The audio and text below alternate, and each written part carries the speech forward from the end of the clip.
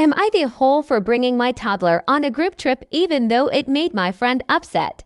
Me 29 male and my wife Angie 27 female have a son. Sam turned to this week. We're part of a friend group made up of 7 people, including us. There is one more couple in this group. The other 3 are Zoe 32 female, Greg 41 male and Tim 30 male. Zoe doesn't like kids. She openly avoids them whenever she can. I've always known about this and have no problem with it. There have, however, been occasions in which she seemed to take it a bit too far.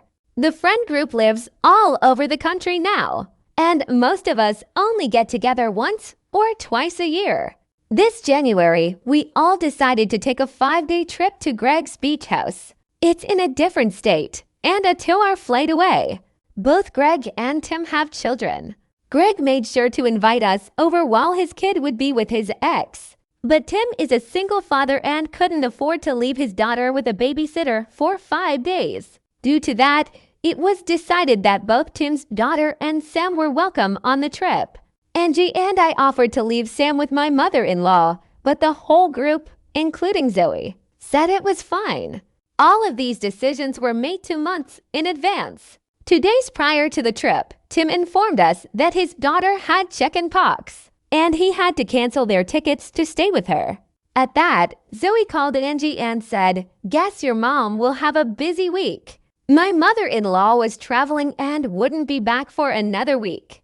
We had no other babysitting options available or time to find one. So we told Zoe that we were still bringing Sam with us. Zoe protested, saying that she was only okay with having kids around during the trip because she knew Tim had no choice. And we had no excuse to bring Sam now that Tim's daughter wasn't coming anymore. But we held our ground. The others took our side.